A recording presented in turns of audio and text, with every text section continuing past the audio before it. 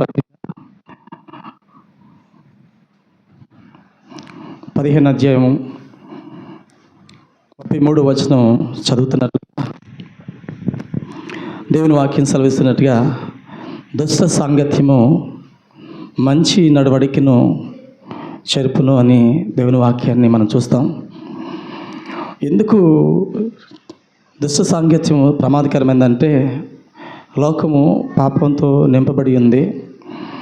పాపముల నుండి ప్రత్యేకంగా దేవుని యొక్క సన్నిధిలో నువ్వు ప్రత్యేకంగా ఏర్పాటు చేయబడినటువంటి వారుగా, పిలువబడిన వారుగా, ప్రత్యేకపరచబడిన వారుగా ఉండడానికి దేవుడు మనల్ని పిలిచాడు.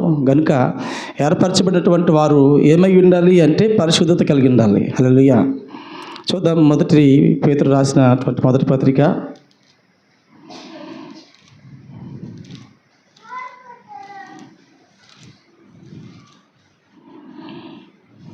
'అక్కడ రాయబడినట్టుగా, నేను పరిశుద్ధుడును మీరును పరిశుద్ధులై ఉండిడి. హల్లెలూయా. అక్కడ రాయబడుతున్నటువంటి మాట ఏంటంట,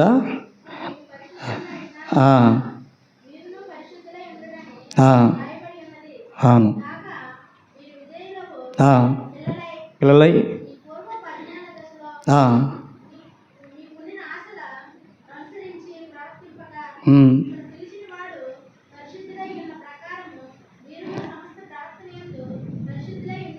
దేవునికి స్తోత్రములు గాక. సమస్త విషయంలోనూ కూడా మీరును పరిశుద్ధులై ఉండిడి. కారణం ఏంటంటే, దేవుడు పరిశుద్ధుడు కనుక ఆయన సన్నిధిలో పిలువబడిన వారు సైతము పరిశుద్ధులుగా ఉండాలి. హల్లెలూయా. లోకంలో ఉన్నటువంటి మనుషులకట ఒకటి టాలెంట్ ఉండాలట, టాలెంట్ కావాలట. లోకంలో ఉన్నతంగా బ్రతకడానికి టాలెంట్ కావాలట. తర్వాత మనీ కావాలంట, డబ్బులు కావాలంట. హల్లెలూయా. లోకంలో ఉన్నటువంటి మనుషులకి టాలెంట్ కావాలి, మనీ కావాలి, పాపులారిటీ కావాలి. ఏ విధంగానైనా పాపులర్ అవ్వాలి అని చెప్తూ చాలా విషయాల్లో ముందుకెళ్తున్నారు. నీకు పాపులారిటీ ఉందా, నీకు మనీ ఉందా, నీకు టాలెంట్ ఉందా అని లోకం అడుగుతుందంట. దేవుడు అనాదిలోని కూడా ఏమి అడుగుతున్నాడు? అనాది కాలంలోనే పరిశుద్ధతను అడుగుతున్నాడు. ఇప్పుడు కూడా పరిశుద్ధతను అడుగుతున్నాడు. హల్లెలూయా. మన దేవుడు మారని దేవుడు. హల్లెలూయా. ఆయన పరిశుద్ధుడు కనుక మనమును పరిశుద్ధులై ఉండాలి. హల్లెలూయా. మన పరిశుద్ధతను, మనం కలిగినటువంటి పరిశుద్ధతను పాడు చేసేటువంటి అనేకమైనటువంటి సాతాను ఆయుధాలు లోకంలో ఉన్నాయి, చాలా ఈజీగా పడిపోవడానికి. కానీ నేను మారని దేవుడిని కలిగి ఉన్నాం కనుక మన పరిశుద్ధతను ఏది పాడు చేయకూడదు. హల్లెలూయా. కనుక దేవుడు చెప్తున్న మాట, నేను పరిశుద్ధులను ఉన్నాను కనుక మీరును పరిశుద్ధులై ఉండిడి. రాయబడి ఉన్నది కాగా మీరు విధేయులైన పిల్లల వలె. హల్లెలూయా. దేవునికి విధేయులైనటువంటి పిల్లల వలె, విధేయత కలిగినటువంటి వారు దగ్గర పాపం ఉండదు. ఆ విధేయత కలిగినటువంటి ఆదాము హవ్వల దగ్గర పాపం ఉంది. హల్లెలూయా. విధేయత లోబడేటువంటి తనం ఉన్నటువంటి వారి దగ్గర దేవుని యొక్క భయం ఉంటుంది. దేవుని యొక్క భయం ఎక్కడైతే ఉందో దేవుని యొక్క జ్ఞానం ఉంది. హల్లెలూయా. యెహోవా యందు భయభక్తులు కలిగి ఉంటే జ్ఞానానికి మూలం. ఆ జ్ఞానం పరిశుద్ధతలోనికి నడిపిస్తుంది. హల్లెలూయా. ఆ పరిశుద్ధతని కలిగి ఉండడానికి విధేయులై ఉండాలి. మీ పూర్వపు అజ్ఞాన దశలో మీకుండిన ఆశలను అనుసరించి ప్రవర్తింపక. హల్లెలూయా. మీ పూర్వపు అజ్ఞాన దశలో మీకుండినటువంటి పాత స్వభావం, లోకంలో మనము కలిగినటువంటి పాత స్వభావం, అజ్ఞాన దశలో మీకుండిన ఆశలను అనుసరించి ప్రవర్తింపక, మిమ్మల్ని పిలిచిన వాడు పరిశుద్ధుడై ఉన్న ప్రకారము మీరును సమస్తమైన ప్రవర్తన యందు పరిశుద్ధులై ఉండిడి. హల్లెలూయా. నా పరిశుద్ధతను ఎవరు చూడలేదు, నా భక్తిని ఎవరు చూడలేదు, నా మంచితనాన్ని ఎవరు చూడలేదు, నన్ను ఎవరు మెచ్చుకోలేదు అని లోకంలోనికి మనం అనుకోవద్దు. మనం ఆరాధన చేసినట్టుగా ఆయన చూచుచున్న దేవుడు. హల్లెలూయా. మన పిండంగా తల్లి గర్భంలో పిండంగా రూపింపబడక ముందు మనల్ని ఎరిగిన దేవుడు. ఆయన ఎదుట ఏది మరుగుగా లేదు. హల్లెలూయా. ఆయనను మోసం చేయాలనుకోవడం నీ అజ్ఞానం. హల్లెలూయా. ఆయనను మోసం చేయాలనుకోవడం నా అజ్ఞానం. మోసపోకుడి, హల్లెలూయా, మోసపోకుడి, దేవుడు వెక్కిరింపబడడు.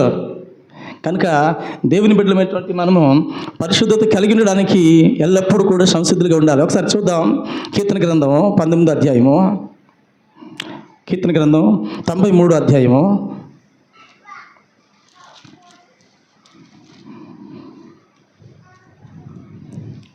5వ వచనం చదువుదాం. నీ శాసనములు ఎన్నడూను తప్పిపోవు, యెహోవా ఎన్నిటన్నిటికీ పరిశుద్ధతే నీ మందిరమునకు అనుకూలము. హల్లెలూయా. ఆయన మందిరానికి పరిశుద్ధతే అనుకూలం. పరిశుద్ధత లేకుండా దేవునికి ఇష్టలయ్యుట అసాధ్యం, దేవుని చూడలేము. హల్లెలూయా. ఇంత తెలిసినటువంటి వాళ్ళు కూడా పడిపోతున్నారు. హల్లెలూయా. కాబట్టి దేవుని బిడ్డమైనటువంటి మనం జాగ్రత్త కలిగి ఉండాలి. ఒకసారి చూద్దాం 1 కొరింథీ రాసిన పత్రిక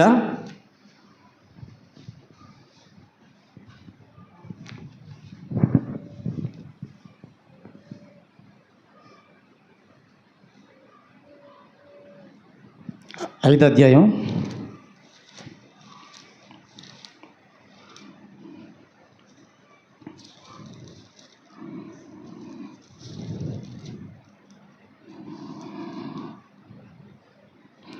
9వ వచనం నుంచి చదువుకుందామండి.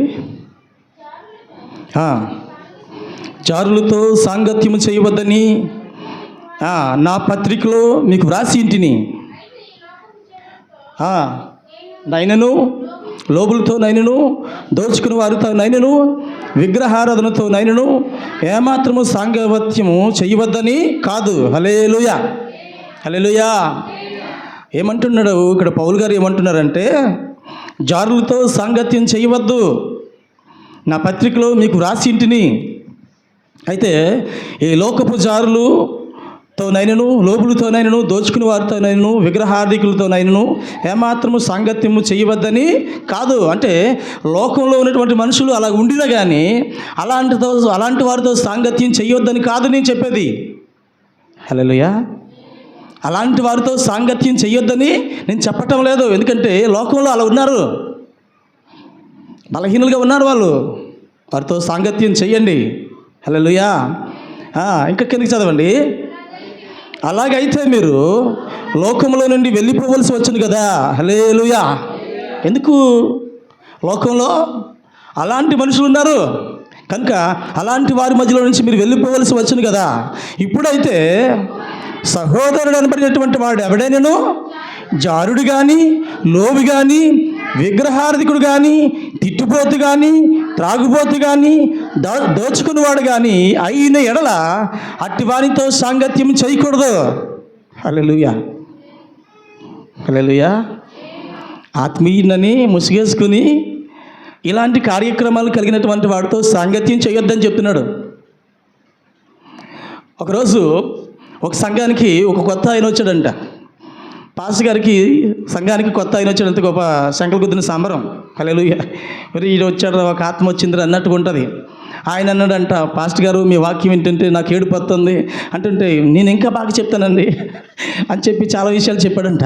పాస్టర్ గారు నేను ఇక్కడే ఉండిపోతానండి, నాకు ఎవరు లేరండి, నాకు ఏది లేదండి అని చెప్పేసి అంటే, సరే బాబు ఇక్కడే ఉండండి అని చెప్పి మామూలు ఒక విధవరాలకి చెప్పాడట, అమ్మ ఈ పెద్ద ఆయనకి కొంచెం అన్నం గంజి అంతా పడుతుండండి అంటే, లేదండి నాకు ఒక చిన్న ఇల్లు ఇవ్వండి, నేను అక్కడ ఉంటానండి అన్నాడంట.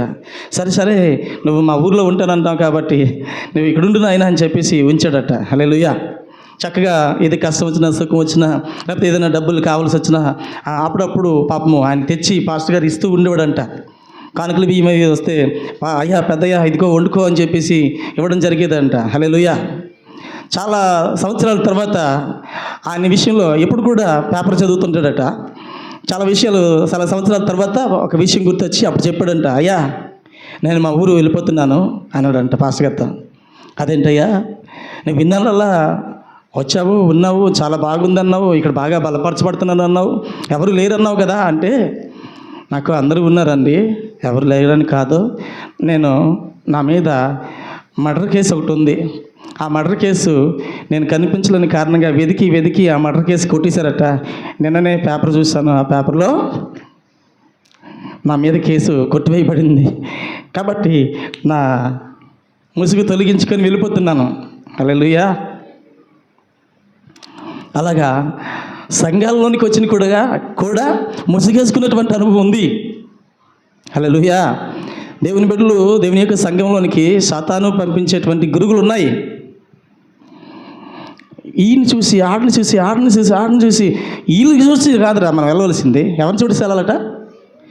నిరీక్షణకర్త అయినటువంటి ఆయన వైపు చూసి వెళ్ళాలి. కానీ మన బలహీనత ఏంటో, మన దౌర్భాగ్యం ఏంటంటే మన పక్కింటి వాళ్ళు చూస్తాం, మన ఇరుగింటి వాళ్ళు చూస్తాం, మన పొరుగింటి వాళ్ళు చూస్తాం, అందులో పాస్టర్ గారిని చూస్తాం, అందులో పాస్టర్ గారిని చూస్తాం. చూడవలసింది ఇలా ఎవరిని చూడాలి? ఆయన విశ్వాసము కర్తయు దాన్ని కొనసాగించేవాడిని అయినటువంటి ఆయనను చూడాలి. ఆయనతో కదా కంపారిజన్ చేసుకోవాలి, ఆయనతో కదా నువ్వు పోల్చుకోవాలి, ఆయన కదా నేను పిలిచాడు. హల్లెలూయా. అయితే అలాంటి ఆ సందర్భంలో ఉండవలసినటువంటి వారు మన మధ్యలో ఉంటారట, మన మధ్యలోనే ఉంటారట, సంఘం మధ్యలో ఉంటారట. సహోదరుడు అన్నటువంటి వాడు, మరొకసారి ఆ మాట, ఇప్పుడైతే సహోదరుడు అన్నటువంటి వాడు ఎవడైనాను జారుడు కానీ, లోబి కానీ, విగ్రహార్థికుడు కానీ, తిట్టుబోతు కానీ, త్రాగుబోతు కానీ, దోచుకునేవాడు కానీ అయి ఉన్న ఎడల అట్టివానితో సాంగత్యము చేయకూడదు, భుజింపును కూడదని మీకు వ్రాయిచున్నాను. హల్లెలూయా. వీడితో ప్రమాదం. హల్లెలూయా. ప్రమాదం. సౌలు మొట్టమొదటిగా ఎంత విధేయపరుడిగా ఉన్నాడండి. సమూయేలు దగ్గరికి వెళ్ళినప్పుడు, దైవజనుడి దగ్గరికి వెళ్ళినప్పుడు ఒట్టి చేతులతో వెళ్తామా అంటే అబ్బా ఎంత మంచి గుణంరా అనిపించింది. ఆ దైవజనుడు కనబడినప్పుడు సాగిలిపడి నమస్కరించేటువంటి అనుభవం, సమూయేలుని గౌరవించేటువంటి విధానం, దేవునిని గణపరిచేటువంటి విధానం చూసినప్పుడు సంతోషం అనిపించింది. తర్వాత దేవుడు చెప్పినటువంటి అమలేకులను చంపమంటే చంపకుండా అమలేకుల దగ్గర ఉన్నటువంటి ఆ ఆస్తిని తీసుకొచ్చి, గొర్రెలు, గొడ్లు, మేకలు తీసుకొచ్చి, నా దైవజనుడా నువ్వు ఆశీర్వదింపబడదు గాక అని చెప్పి దైవజనుడిని ఆశీర్వదించి తర్వాత చెప్తున్నాడంట, నేను విజయాన్ని సంపూర్ణంగా యెహోవా యొక్క పని సంపూర్తి చేస్తాను అంటాడు. హల్లెలూయా. దేవుడు ఈ కార్యాల గురించి ముందుగానే సమూయేలుతో మాట్లాడాడు. సమూయేలు ఏడుస్తున్నాడు, సంతాపడుతున్నాడు. అప్పుడు సమూయేలుని దేవుడు చెప్తాడు, నువ్వు వెళ్ళు సౌలుతో మాట్లాడని. కారణం ఏంటంటే నువ్వు బలులు అర్పించుట కంటే యెహోవా మాట వినుట శ్రేష్టం కదా. కానీ నువ్వు దేవుని యొక్క మాట ధిక్కరించి అక్కడ ఉన్నటువంటి దేవుడు శపించమన్నది, దేవుడు వధించమంది, దేవుడు సర్వనాశనం చేయమంది నీవు దేవునికి తెచ్చావు. కాబట్టి దేవుని యొక్క మాట నువ్వు వినలేదు, నీ రాజ్యం తీసివేసి నీ పొరుగువానికి నీ రాజ్యం ఇవ్వబడుతుందని చెప్పి సమూయేలు దేవుని మాటగా చెప్పాడు. హల్లెలూయా. ఆ తర్వాత కాలక్రమేణా వచ్చేసరికి ఏం జరిగిందంటే, దావీదు సౌలు దగ్గరికి వస్తాడు. సౌలు దగ్గరికి వచ్చిన తర్వాత సౌలు దగ్గర ఒక సైన్యాధిపతిగా ఉంటాడు. మంచిగా ఒక సైన్యాన్ని అప్పగిస్తాడు, ఆ సైన్యాధిపతిగా ఉంటాడు. ఎటువైపు వెళ్ళినా కానీ యుద్ధాలు చేసి సైన్యాధిపతిగా ఉన్నటువంటి ఆయన సుబుద్ధిగా యుద్ధం చేసి గొప్ప జయాలను తీసుకొస్తుంటాడు. ఇది చూసినటువంటి సౌలుకి అసూయ వచ్చేస్తుంది. ఇది కనుక కాలక్రమేణా మనం కొనసాగితే ఈ రాజ్యం ఏమైపోతుంది, దావీదు వశం అయిపోతుంది, నా వంశంకి రాదు, నా రాజ్యం నాకు ఉండదు అని చెప్పేసి అసూయ చెంది దావీదుని చంపాలని ప్లాన్ వేస్తాడు. దావీదుని చంపాలని ప్లాన్ వేసినప్పుడు యోనాతాను స్నేహితుడు కాబట్టి తప్పించాడు. రెండవ మారు యోనాతాను చెప్తున్నాడు, నా తండ్రి నేను చంపబోతున్నాడు అని చెప్పినప్పుడు మళ్ళీ అక్కడి నుండి సెలవు పుచ్చుకొని దావీదు వెళ్ళిపోతాడు. కొంత చోట్లకి వెళ్ళిన తర్వాత యాజకులు ఉండేటువంటి స్థలంలో దావీదు వెళ్తే అక్కడ ఉన్నటువంటి యాజకుడు గుర్తుపట్టి, నాయనా నువ్వు దావీదు కదా అంటే, అవును దావీదునే. ఏంటి ఇలాగ వచ్చావంటే, రాజు పని మీద వచ్చాను అని చెప్పగానే అక్కడ ఉన్నటువంటి ఆ సందర్భంలో నాకు ఆకలిస్తుంది, ఏదైనా పెడతావంటే, అయ్యా ఆహారానికి ఇప్పుడైతే ఏమీ లేదు, నిన్న వేసినటువంటి రొట్టెలు ఉన్నాయి, పరిశుద్ధమైనటువంటి రొట్టెలు ఉన్నాయి, అవి పురుషులు స్త్రీలకు దూరంగా ఉంటే అవి నీకు ఇవ్వబడతాయి అంటే రాజు కార్యం మీద వచ్చాం, అది పరిశుద్ధమైందే. మేము ఆల్రెడీ 3 రోజుల నుంచి ప్రయాణం చేసి వస్తున్నాం కాబట్టి ఎటువంటి దోషం లేదు మా దగ్గర అనగానే పాపం తెలియకనే ఆ యాజకుడు ఏం చేశాడంట, రొట్టెలు ఇచ్చాడు. హల్లెలూయా. ఆ విషయాలు చూసినటువంటి అక్కడ ఉన్నటువంటి ఒక అతను సౌలుకి తెలియజేశాడంట, దావీదు ఇక్కడికి వచ్చాడు, దావీదికి యాజకుడు రొట్టెలు ఇచ్చాడు అని అనగానే యాజకులైనటువంటి వారిని, దేవుని యాజకులని భయపడకుండా ఏం చేశాడట, చంపేశాడట. ఎంత మూర్ఖుడు, ఎంత కర్కశంగా ఉన్నాడు. హల్లెలూయా. ఆయన సౌలు గారు మొదట ఉన్నటువంటి ప్రారంభం వెలుగుంది, చివరికి వచ్చేసరికి ప్రారంభం వెలుగుంది. అంటే ఈయన ఏం చేశాడంట, ముసుగు వేసుకొని బ్రతుకుతున్నాడు. హల్లెలూయా. ఆ ముసుగు ఒకరోజు కరిగిపోయింది. ఒక నక్కేమో అడవిలో ఉన్నంట సింహానికి భయపడి పరిగెట్టి ఒక కానా దగ్గర దూరిపోయిందట. అక్కడ ఏదో రంగు అంటుకుందట ఎర్రగా. హల్లెలూయా. ఒళ్ళల్లా రంగు అంతా ఎర్రగా అయిపోయిందంట. అప్పుడు వర్షం ఏమంటారు, అక్కడ ఉన్నటువంటి సందర్భంలో దానికి భయం పోయిన తర్వాత అక్కడి నుంచి బయటకు వచ్చిందంట. దాని ఒళ్ళంతా రంగు అంటుకుని పోయి ఎర్రగా అయిపోయిందంట. హల్లెలూయా. ఎర్రగా అయిపోయినటువంటి ఆ నక్కని చూసి సింహాలు, పులులు, ఏనుగులు భయపడి పారిపోతున్నాయట. హల్లెలూయా. భయపడి పారిపోతుంటుంటే భయపడకండి, నేను మిమ్మల్ని చంపను అని చెప్పిందట. హల్లెలూయా. నేను ఈ రాజ్యానికి పంపబడినటువంటి ప్రత్యేకమైన రాజుని కాబట్టి మిమ్మల్ని చంపను అని చెప్పేసి ఇక్కడ రాజరికం చేయడానికి అందరినీ శాసిస్తుందట. హల్లెలూయా. ఒకరోజు మొత్తం అడవిలో ఉన్నటువంటి అందరినీ పిలవండి, ఈరోజు రాజుగా నేను పట్టాభిషేకం చేయబోతున్నాను, నాతో నేను మాట్లాడబోతాను అని చెప్పి మాట్లాడడానికి సిద్ధంగా ఉందట. ఇలాగా వాతావరణం ఏమైందట, మబ్బులు వేసేసి బీభత్సమైనటువంటి వర్షం పడిపోవడానికి సిద్ధంగా ఉందట. ఇదంటదట, ఇదిగో నేను రాజుగా పట్టాభిషేకం చేస్తున్నటువంటి సమయంలో ఎవ్వరు ఇంచి కూడా కదలకూడదు అని చెప్పి చెప్తుందంట. హల్లెలూయా. అప్పుడు ఈలోగా వర్షం జలజల్లు పడుతుంటే ఎర్రని రంగంతా కరిగిపోయింది. హల్లెలూయా. అప్పుడు మన ఒరిజినాలిటీ ఏమైందట, కనబడిపోయింది.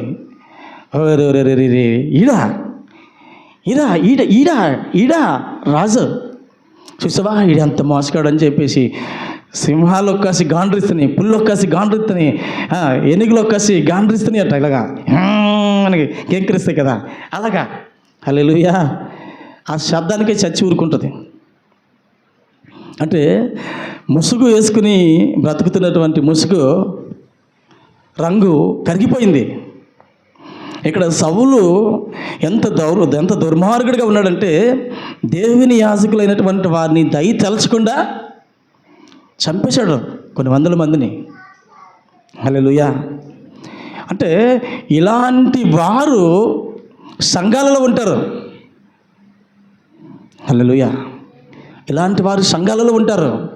దేవుని రాజే, దేవుని చేత ఏర్పరచబడినోడే, కానీ క్రూరమైన వ్యక్తి. దేవుని యొక్క పరిచర్య చేయడానికి పిలువబడినటువంటి పాస్టర్ గారే, కానీ చాలా పనికిమాల విషయాలు మనం వింటున్నాం. ఒక పాస్టర్ గారు ఇలా చేశాడట అని. హల్లెలూయా. ఒక సంఘంలో ఉన్నటువంటి వారు ఇలా చేశారట. హల్లెలూయా. దేవుని యొక్క నామాన్ని ధరించుకుని, దేవుని యొక్క బిడలుగా, దేవుని యొక్క సన్నిధిని ధరించుకున్నటువంటి బిడలుగా ఒక పాస్టర్ గారి కొడుకట ఆయన. హల్లెలూయా. ఒక పాస్టర్ గారి కుమార్తె అటివిడ, ఒక పాస్టర్ గారి కొడుకట ఆవిడ, ఇలా చేశారట. హల్లెలూయా. అన్ని జనుల మధ్యలో దేవుని నామం ఎంత దూషింపబడుతుంది. కారణం ఏంటి? లోపల మారలేదు, ముసుగు వేసుకొని వేషధారణ కలిగినటువంటి అనుభవం. హల్లెలూయా. కాబట్టి ఇలాంటి వారు ఉంటారట, జాగ్రత్తగా ఉండని పౌలు గారు చెప్తున్నారు. మరొకసారి చదువుతాం అన్నమాట. ఇప్పుడైతే సహోదరుడని పడినటువంటి వాడు ఎవడైనాను జారుడు కానీ, లోబు కానీ, విగ్రహార్థికుడు కానీ, తిట్టుబోతు కానీ, త్రాగుబోతు కానీ సాంగత్యం చేయకూడదు, భుజింపకూడదని మీకు వ్రాయిచున్నాను. వెలుపల వారికి తీర్పు తీర్చుట నాకేలా? వెలుపల వారికి దేవుడే తీర్పు తీర్చును కానీ మీరు లోపల వారికి తీర్పు తీర్చుదురు కనుక ఆ దుర్మార్గుని మీ నుండి. హల్లెలూయా. వెలుపల వారికి తీర్పు తీర్చడం మనకెందుకు? ఏమండి, లోపల వారికి తీర్పు తీర్చుడి. ఎదుటివానికి వరకు నువ్వు తీర్పు తీర్చేటువంటి గుణం నీకెందుకు? హల్లెలూయా. నీ స్థితి నువ్వు ఒకసారి చూసుకో. హల్లెలూయా. దేవుని బిడ్డలైనటువంటి మనం ఏమి కోల్పోతున్నాం?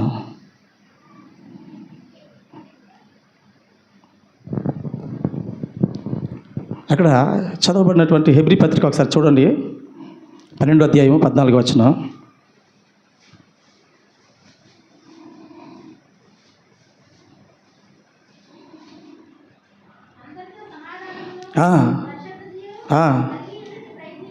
అవును. హల్లెలూయా. పరిశుద్ధత లేకుండా ఎవరునూ ప్రభువుని చూడు. అందరితో సమాధాన పడడానికి ఏం చేయాలట? శక్యమైనంత వరకు అందరితో సమాధానము, పరిశుద్ధతను కలిగి ఉండేటకు ప్రయత్నించుడి. హల్లెలూయా. పడని వ్యక్తి ఎందుకు ఉంటాడండి? మనకును వాళ్ళకి ఏంటండి? ఈ సమాధానం పడ్డట, వీడి సమాధానం పడ్డట బల్లారాధనకు వచ్చేస్తాడట. హల్లెలూయా. వీరి సమాధానం పడ్డట బల్లారాధనకు వస్తాడట. నీవు దేవుని మందిరానికి వెళ్ళినప్పుడు నీ ప్రవర్తన అంతటిని జాగ్రత్తగా చూసుకో. నువ్వెవరిని సమీపిస్తున్నావో చూసుకో. బహుభయంకరుడైనటువంటి దేవుని యొక్క సన్నిధికి నీవు సమీపిస్తున్నావనే సంగతి తెలుసుకో. కానీ సమాధానం పడకుండా నువ్వు దేవుని యొక్క సన్నిధిలోనికి వచ్చి ఈ బల్లారాధన సంస్కార ఆరాధనలోనికి వస్తున్నారు. హల్లెలూయా. నాకు తెలుసులే, ఆడెవడు ఈడెవడు నాకు తెలీదా? తల బిరుసుతను ఒకవేళ దేవునికి అవిధేయకరమైనటువంటి ఆ స్థితిని కనుక కలిగి ఉంటే, మళ్ళీ చెప్తున్నా, ప్రమాదం. సమాధానం, పరిశుద్ధత దేవుడు ఆశించింది కనుక ఆ విషయాల్లో రాజీ పడకూడదు, లేజీ చేయకూడదు. హల్లెలూయా. ఇది సరిపెట్టుకోకూడదు. చేతనైతే బల్లారాధనైనా నిర్లక్ష్యం చేయండి, ఆపేయండి. పాస్టర్ గారు నా మనసు బాగోలేదండి, నేను బల్లను రానండి అని ప్రశాంతంగా చెప్పండి. హల్లెలూయా. బల్లారాధనకు సమీపించడానికి భయపడండి. ఎందుకంటే అది అతి పరిశుద్ధమైనది. ఆయన రక్తం, ఆయన శరీరం మీరు భుజించబోతున్నారంటే మీలో అవిధేయత ఎవరిలోనైనా ఉన్నట్లయితే, మనస్సాక్షి మిమ్మల్ని గద్దించినట్లయితే, దేవుని సమీపించడానికి దేవునికి అయోగ్యకరంగా ఉన్నానని మీ మనస్సాక్షి మిమ్మల్ని గద్దిస్తే, ఇతరుల కోసం చూడకండి. నేను సైతం మీకు చెప్తున్నాను, ఇతరుల కోసం చూడొద్దు. ఎందుకు దీన్ని సమీపించలేదంటే, కొంచెం ఈస మాత్రం తేడా ఉండినా ఆపేసుకోండి. ఈస మాత్రం తేడా ఉండినా ఆపేసుకోండి. ఎవరు తప్పేం పట్టరు. హల్లెలూయా. ఎవరేం తప్పేం పట్టరు. కానీ అది కనుక మూసేసుకొని కప్పేసుకొని కనుక మనం కనుక బల్లను సమీపిస్తే దాని పరిణామం వేరేగా ఉంటుంది. బలహీనత ఏదైనా కావచ్చు గాక, భర్తతో అసమాధానమే కావచ్చు గాక, పిల్లలతో అసమాధానం కావచ్చు గాక, ఇంట్లో సమాధానం లేకపోవచ్చు గాక, ఇతరులతో మాట్లాడుతున్నటువంటి తీరులో నేను సరైనటువంటి భాషా శైలి మాట్లాడవచ్చు గాక, నా ఆత్మీయ జీవితంలో, ప్రార్థనా జీవితంలో నిర్లక్ష్య పెట్టేటువంటి అనుభవం కావచ్చు గాక, దేవుని సందులో నేను ఆత్మీయంగా నడవలేకపోవచ్చు గాక, ప్రతిదీ కూడా దేవుని విషయంలో ఆ చిన్నదే అని చెప్పడానికి లేదు. పాపం అనేది చిన్నది పెద్దది అని తేడా లేదు. హల్లెలూయా. కనుక ఆ విషయంలో దేవుడు నిన్ను గద్దిస్తే, హెచ్చరిస్తే ఖచ్చితంగా బల్లను సమీపించడం ఆగిపోండి. నలుగురు ఏమనుకుంటారు, వాళ్ళు ఏమనుకుంటారు, వీళ్ళు ఏమనుకుంటారు, ఎవరు ఏమనుకుంటారు, వాళ్ళు ఏమనుకున్నా పర్లేదు. హల్లెలూయా. ఎవరు ఏమనుకున్నా పర్లేదు. దేవుని ఎదుట నువ్వు సమీపిస్తున్నప్పుడు జాగ్రత్తగా సమీపించాలి. చదవండి, మరొకసారి చదవండి. అందరితో సమాధానమును పరిశుద్ధతయు ఆ, ఆ, అవును.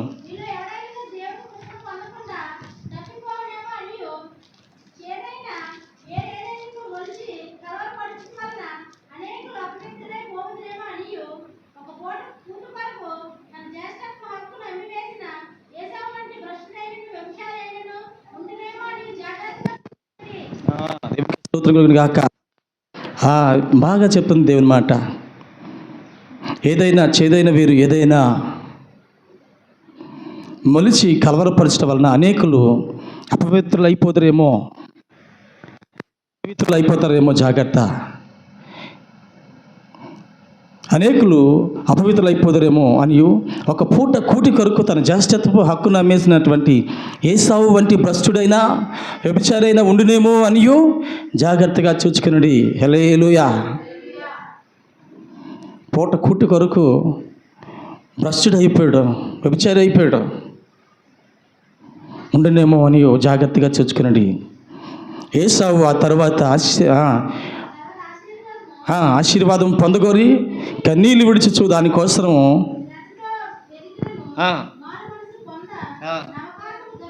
అవును. హల్లెలూయా. కనుక ఆ విషయాలలో మనం జాగ్రత్త కలిగి ఉండాలి. ఒక్క పూట కూటి కొరకు, ఒక పూట తిండి కొరకు ఆశపడినటువంటి ఆ అనుభవం భ్రష్టుడిగాను వ్యభిచారిగాను దేవుడు నిర్ణయిస్తూ ఉన్నాడు. హల్లెలూయా. ఇక్కడ దేవుని మాట 1 కొరింథీయులకు రాసిన పత్రిక 6వ అధ్యాయంలో చూడండి ఒకసారి.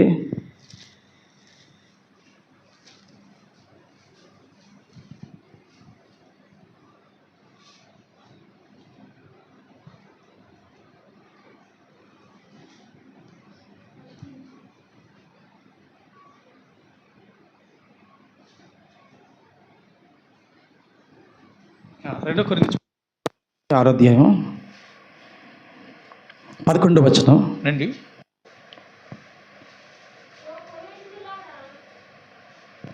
ఓ కొరింథీయులారా, అమరము లేకుండా మీతో మాట్లాడుచున్నాను.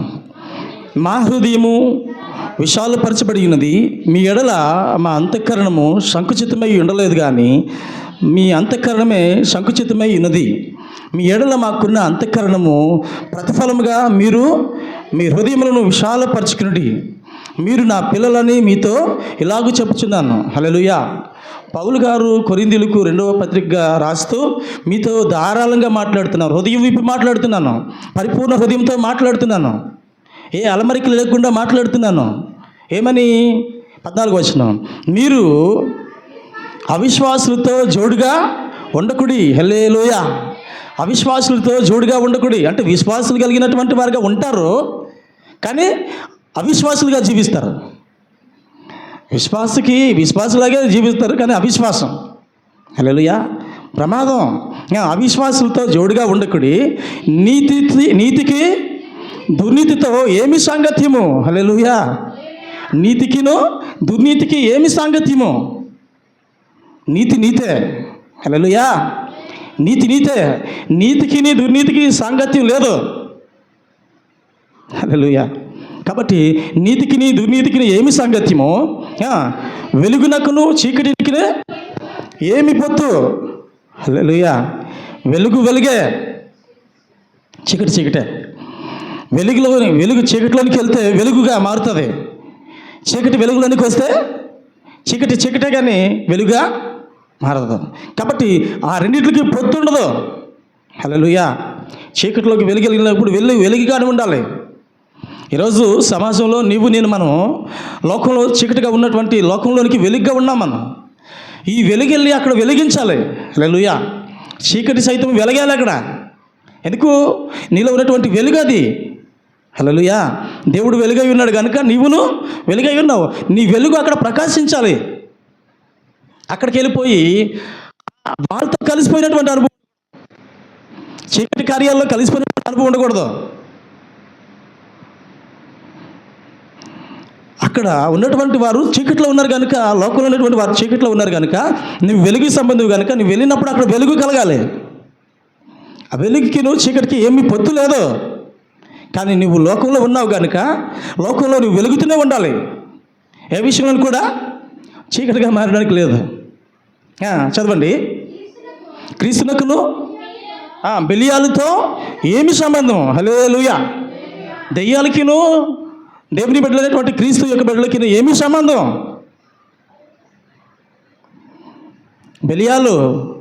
దెయ్యాలు పట్టినటువంటి వారితో దేవుని యొక్క కుమారులైనటువంటి వారితో వారికి ఏ సంబంధం ఉంది? వారు వీళ్ళు వారు మా వాళ్ళు మీ వాళ్ళు అను పులివేసుకుంటుంటాం. కానీ వారికి మనకి ఏం సంబంధం? నువ్వెప్పుడు కూడా క్రీస్తు బిడ్డవే. వారి కోసం నువ్వు రాజీ పడకూడదు. హల్లెలూయా.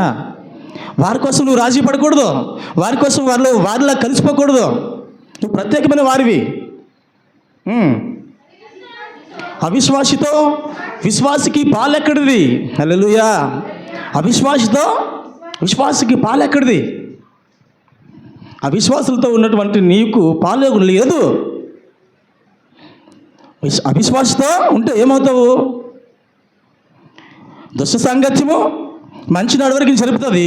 అంటే యోనాతాను దావీదు యొక్క సహవాసము చాలా ఉన్నతంగా, అద్భుతంగా, ఆశీర్వాదకరంగా ఉంది. హల్లెలూయా.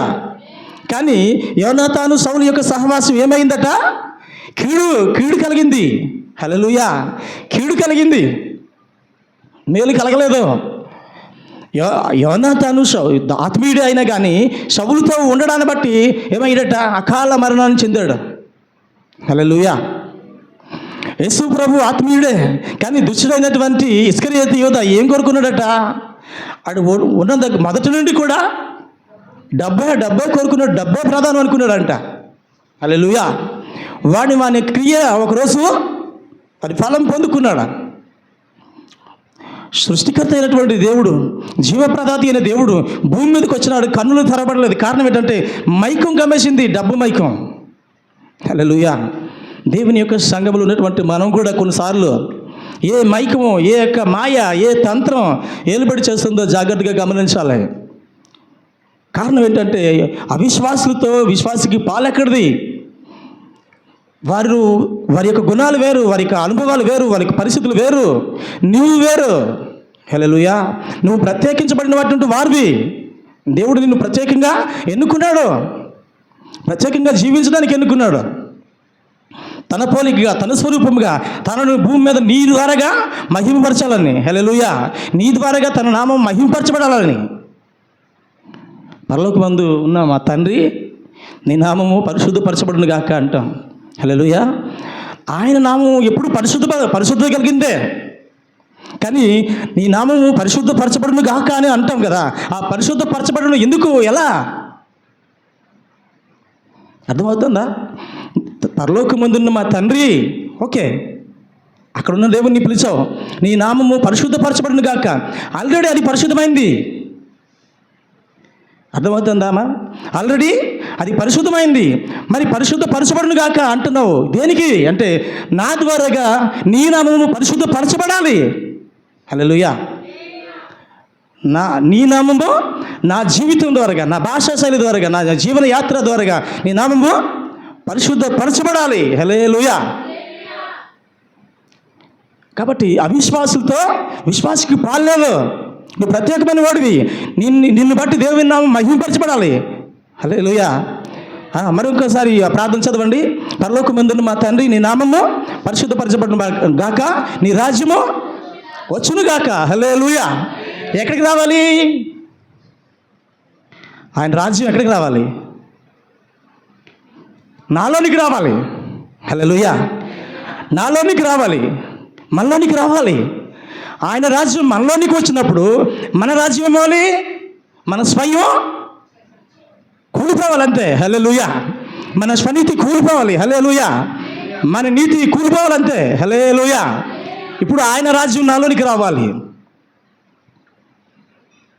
నీ రాజ్యం వచ్చింది గాక. నీ చిత్తం పరలోకమందు నెరవేర్చున్నట్లుగా భూమి యందు నా ద్వారాగా నెరవేర్చబడాలి. హల్లెలూయా. నా ద్వారాగా పరలోకమందు నీ చిత్తం ఏదైతే ఉందో అది నా ద్వారాగా నెరవేర్చబడాలి.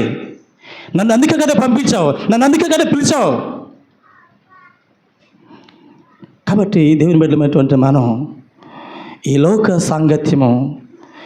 సాంగత్యము దేవునితో వైరం. హల్లెలూయా. ఈ లోక సాంగత్యం దేవునితో వైరం. శరీర సంబంధమైనటువంటి ఏ కార్యాలు వలన కానీ దేవునికి మహిమకరంగా జీవించలేం. హల్లెలూయా. మనం చచ్చిన శరీరంతో బ్రతికిన ఆత్మతో దేవుని నామాన్ని కనపరచడానికి పిలువబడిన వారు. శరీర క్రియలు కానీ, శరీరాశలు కానీ, శరీరేచ్ఛలు కానీ ఏం చేయాలంటే చంపబడాలి. హల్లెలూయా. ఎంత వయసు వచ్చినా కానీ ఇంద్రియ నిగ్రహ శక్తి నీకు దగ్గర లేకపోతే ఏం బతుకు? హల్లెలూయా. అమ్మండి తాతయ్య గారు, అంతే కదా. తాత ఇది తింటాత, అది తింటాతయ్య అంటే తినకూడదు అన్నారా అని ఆ పెద్ద ఆయన చెప్తాడు. కారణం తనలో నియంత్రణ ఉంది. తన శరీరం మీద తనకు ఒక జాగ్రత్త ఉంది. షుగర్ ఉంది కాబట్టి, బీపీ ఉంది కాబట్టి, ఏవి తినాలో ఏవి తినకూడదో అవి రిస్ట్రిక్షన్లో ఉన్నాడు కాబట్టి తినకూడదని చెప్తున్నాడు. మరి దేవుని యొక్క బిడ్డలైనటువంటి నీవు, ఆత్మీయుడమైనటువంటి నీకు అశుద్ధమైన వాటిని వచ్చినప్పుడు, అపవిత్రమైనటువంటి వాటిని వచ్చినప్పుడు, నీ శరీరం కోరుకుంటున్నటువంటి వాటిని వచ్చినప్పుడు దానిని ఎందుకు జయించలేకపోతున్నావు? ఇంద్రియ నిగ్రహ శక్తి లేదా? ఏమండి, వాటిని జయించే శక్తి మన దగ్గర లేదా? హల్లెలూయా. కొన్నిసార్లు తిండి విషయంలో బలహీనపడిపోయి షుగర్ ఉన్నటువంటి వారికి కానీ, బీపీ ఉన్న వారికి కానీ కొంచెం ఏదో ఇచ్చేసిన శరీరం కోరుకుంటుంది, తినేసినా పర్లేదండి, దానివల్ల పెద్ద నష్టం ఏం కలగదు. హల్లెలూయా. కొంచెం పెరిగితే షుగర్ పెరుగుతుంది, వేసుకుంటే టాబ్లెట్ వేసుకుంటే మళ్ళీ డౌన్ అవుతుంది. కానీ ఆత్మీయ సంబంధిగా ఉన్నటువంటి నీ జీవితంలోనికి అపవిత్రమైన వాటిని మనం ఆహ్వానించినట్లయితే, దేవునికి అయోగ్యకరమైనవి ఆహ్వానించినట్లయితే నీ ఆత్మీయ జీవితం చెడిపోతుంది. దుష్ట సాంగత్యం మంచి నడవడికనే చెరుపుతుంది. అది చాలా ఈజీ. బొక్కవాని తైలంలో చాలా మంచి తైలం అది. చచ్చిన ఈగలు పడితే ఏమవుతుందట? కంపు కొడుతుంది. హల్లెలూయా. నా ఆత్మీయ జీవితం పరిమళించాలి. హల్లెలూయా. పరిమళించెనే నా సాక్ష్య జీవితమే, పరిశుద్ధాత్ముడు నన్ను నడిపించుచున్నందునే ప్రభువా నిన్నే ఆరాధించదా, ప్రభువా నిన్నే ఆరాధించదా హర్షధ్వనులతో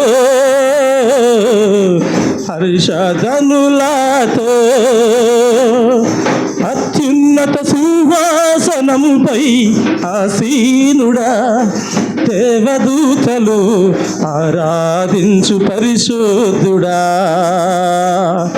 యేసయ్యా నా నిలువెల్ల నిండియున్నావు, నా మనసారని సన్నిధిలో తాగిలపడి నమస్కారము చేసదా, తాగిలపడి నమస్కారము చేసదా. నా మనసారని సన్నిధిలో సాగిలపడి నమస్కారము చేసేదా. హల్లెలూయా. మన సాక్ష్య జీవితం ఏం చేయాలట? పరిమళించాలి. అమ్మా భారా, నిజంగా బాబు సాక్ష్యం చెప్తుంటే, బాబు నేను విజయవాడలో చాలా కరుడు కట్టినటువంటి వాడిని, అయినా కానీ నాకు కలిగినటువంటి నా బాధ కంటే, హల్లెలూయా, పళ్ళు ఇరిగిపోయి మొక్క చెక్కలు అయిపోయి రక్తం కారుతుంటే ఆ విషయం చూసి బాబు అల్లాడిపోతాడు. ఎందుకంటే ఆయన మనసు చాలా వెన్నలాంటిది, మెత్తంది. ఆడపిల్ల హృదయమైనా అంత శుతిమెత్తగా ఉండదో తెలియదు, కానీ ఆయన మనసు మాత్రం వెనలాగే కరిగిపోతుంది. ఆ విలువల్లో ఆడిపోయినటువంటి అనుభవం చూసి ఏమన్నాడంట, నాకు కలిగినటువంటి బాధ కంటే, హల్లెలూయా, నాకు కలిగినటువంటి బాధ కంటే నీ ముఖంలో చూసినటువంటి ఆ దీనత్వం, ఆ విలువలు ఆడిపోతున్నటువంటి ఆ స్థితిని చూసి నాకు జాలనిపించింది, బాధ అనిపించింది. హల్లెలూయా. నీలో ఉన్నటువంటి సాక్షి జీవితం అదే. హల్లెలూయా. అది చూడగలగాలి. నన్ను చూసినప్పుడు వీళ్ళు పరిశుద్ధులు రా, వీళ్ళు నీతిమంతులురా, వీళ్ళు జాలి కలిగిన వారురా, వీళ్ళు ప్రేమ కలిగిన వారురా, వీరు నిజంగా యథార్థవంతులురా. ఇది కదా దేవుని నామం మహింపరచబడడం అంటే. హల్లెలూయా. మన నిమిత్తము దేవుని నామము మహిమపరచబడాలి, మన నిమిత్తము దేవుని నామము పరిశుద్ధపరచబడాలి. హల్లెలూయా. ఆయన చిత్తం భూమి మీద మనం జరిగించాలి. పరిమళ వాసనగా ఉండడానికి మనం పిలువబడ్డాం, పరిశుద్ధ జీవితాన్ని జీవించడానికి పిలువబడ్డాం. పిలువబడినటువంటి నీవు పిలుపుని మరిచిపోయి సాతాను వేసినటువంటి ఉచ్చుల వైపు పోతుంటే, ప్రమాదం పొంచి ఉందని తెలియక వెళ్ళిపోతుంటే పక్షట ఉరిలో పడిపోయినట్టుగా పడిపోతారు. హల్లెలూయా. ఉరిలో పడిపోయినట్టుగా పడిపోతారు. పడిపోయిన తర్వాత అది ఏంటి, దానికి చివరి దశ అంటే మరణమే. హల్లెలూయా. కనుక ఆ ఆత్మీయ జీవితాన్ని జీవించి పడిపోయినటువంటి అనుభవంలోనికి వెళ్ళిపోకూడదని కొరింథీకి రాసిన పత్రికలో చూడండి ఒకసారి, 3వ అధ్యాయంలో ఉంటుంది.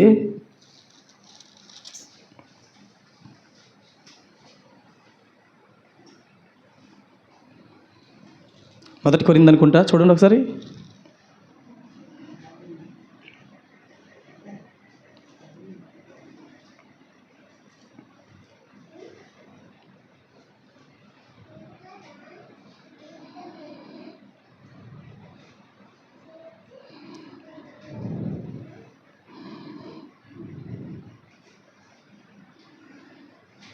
ఆత్మానుసారంగా ఆరంభించి అని ఉంటుంది. సహోదరులారా, 3వ అధ్యాయం చదువుదాం ఒకసారి.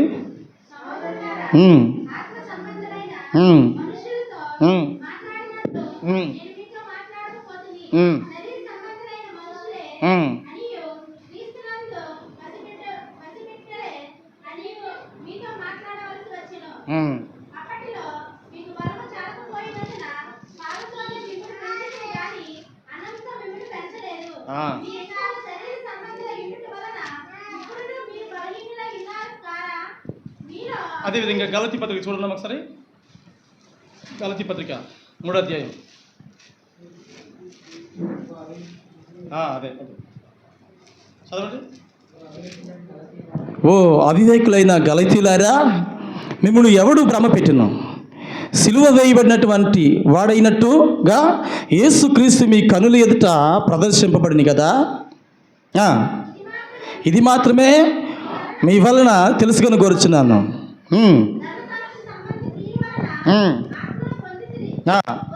పొందితిరా పొందితిరా. అవును, ఆత్మానుసారంగా ఆరంభించి ఇప్పుడు శరీరానుసారంగా పరిపూర్ణులు అవుతురా. హల్లెలూయా. ఆత్మానుసారంగా ప్రారంభించి శరీరానుసారంగా పరిపూర్ణులు అవుతారా. హల్లెలూయా. ప్రారంభమేమో ఆత్మానుసారంగా ప్రారంభించావు, ఇప్పుడు శరీర సంబంధిగా దిగజారిపోతున్నావు. ఆత్మానుసారమైన ఆరంభమే గాని శరీరుడు వై దిగజారిపోయాడు. ఆరంభము కంటే ముగింపు శ్రేష్టమైనది, ఆరంభము కంటే ముగింపు శ్రేష్టమైనది. ఇల్లక్కడ లేక ఎంతకాలం, ఇల్లక్కడ లేక ఎంతకాలం, ఇల్లక్కడ లేక ఎంతకాలం, ఇల్లక్కడ లేక ఎంతకాలం. గురిలేని పయనం దరి చేరకుంటే పొందేదెలా జీవ కిరీటం. గురిలేని పయనం దరి చేరకుంటే పొందేదెలా జీవ కిరీటం. ఆరంభము కంటే ముగింపు శ్రేష్టమైనది, ముగింపు శ్రేష్టమైనది. ఇల్లక్కడ లేక ఎంతకాలం, ఇల్లక్కడ లేక ఎంతకాలం. హల్లెలూయా. చక్కని పాట కదా. ఆరంభము కంటే ముగింపు శ్రేష్టమైంది. కాబట్టి మనకు ఒక గురి ఉంది. మన విశ్వాసానికి కర్తయ్యదని కొనసాగించబడినటువంటి యేసుక్రీస్తు ప్రభువు మన మాదిరిగా వచ్చారు కనుక కనుక ఆత్మానుసారంగా ఆరంభించి శరీరానుసారంగా ముగించకూడదు. చచ్చేలోపు ఆత్మానుసారంగా చావాలి. హల్లెలూయా. అప్పుడు మనం ఆయన యొక్క సన్నిధిలో చేర్చబడినప్పుడు బలా మంచి నమ్మకమైన నా కుమారుడా కుమార్తె, యోగ్యమైన దాసుడా అని పిలువబడతాం. కనుక ఆయన మహాకృప పొందుకునేలాగిన ఈ భూమి మీద దేవుడు కోరుకుంటున్నది పరిశుద్ధత. హల్లెలూయా. మనం పరిశుద్ధతను పాడు చేసేటువంటి సహవాసాలు చాలా ఉన్నాయి. యోనాతాను చేసినటువంటి సహవాసం మరణానికి అప్పగించబడింది. అలాగనే ఎలీషాతో సహవాసం మేలుకరంగా రెండంతల ఆశీర్వాదకరంగా మారింది. అలాగనే ఇక్కడ ఎలీషాతో సహవాసం గెహజీ చేసినటువంటి సహవాసం ఏమైందంటే గెహజీ కుష్ఠరోగం వచ్చింది. తర్వాత తన ఇంటి వారికి కుష్ఠరోగం వచ్చింది. హల్లెలూయా. యేసు ప్రభువుతో సహవాసం చేసినటువంటి డబ్బు ఉన్నటువంటి పనికిమాలోడు చేసినటువంటి సహవాసం ఏమైందట? ఉరుపు పోసుకుని చచ్చిపోయాడు. హల్లెలూయా. వాని ఇల్లు పెంటగా ఎంచబడుతుంది. దేవుని యొక్క సన్నిధిలో శాపగ్రస్తుడిగా ఎంచబడుతున్నాడు. వాడికి ఇంక లేదు. దేవుని యొక్క బిడ్డలైనటువంటి మనం దేవుని యొక్క మహాకృప కనికరం కలిగి ఆయన రక్తం చేత విమోచించబడినటువంటి మనం, లోకంలో నుంచి ప్రత్యేకంగా పిలువబడినటువంటి మనం, ఏర్పరచబడినటువంటి సమూహముగా, రాజులైన యాజక సమూహంగా, సొత్తైన ప్రజలుగా ఉండడానికి పిలువబడినటువంటి మనం మరలా మన యొక్క మూల పాఠాల వైపు, మళ్ళీ పాత జీవితం వైపు వెళ్లకుండా దేవుని తట్టు చూస్తూ విశ్వాసంతో ముందుకు వెళ్తున్నట్లయితే దేవుడు మన ఆత్మీయ యాత్రలో అనేకమైనటువంటి ఆశీర్వాదాలను మనకు మెండుగా కలుగు చేస్తాడు. అట్టి మహాకృప మనందరము పొందుకుందాము గాక. ఆమేన్. ఆమేన్. లేచి నిలబడదాం, ప్రార్థన చేసుకుందాం.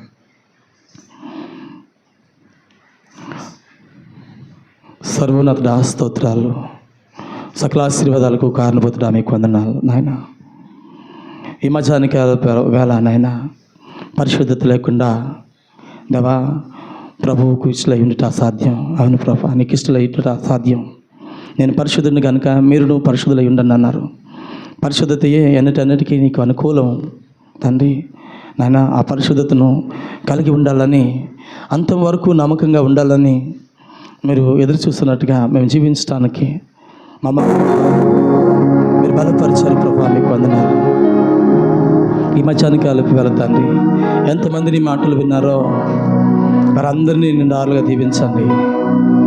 ఎవరినో భయపెట్టడానికో కాదు నాయనా, నీ ఆత్మ ప్రభా వారితో తీవ్రతతో మాట్లాడుతుండగా, వారు అపరాధం ఏదైనా కానీ, వారి పాపం ఏదైనా కానీ, అవిధేయత ఏదైనా కానీ, కొంచెమైనా కానీ ప్రభా దాన్ని విడిచిపెట్టి మీ సన్నిధిలో నాయనా తండ్రి నీకు ఇష్టలుగా కొనసాగే భాగ్యం మా సహోదరులకు అనుగ్రహించమని, మేలు చేయమని ప్రార్థన చేస్తున్నా. ఇదిగో ఈ సమయంలో బలను సమీపించబోతుండగా మీ కృప తోడుగా వచ్చి మహిమ తెచ్చుకుని సర్వశక్తి కలిగినటువంటి నామంలో ప్రార్థించి పడుకుంటున్నా.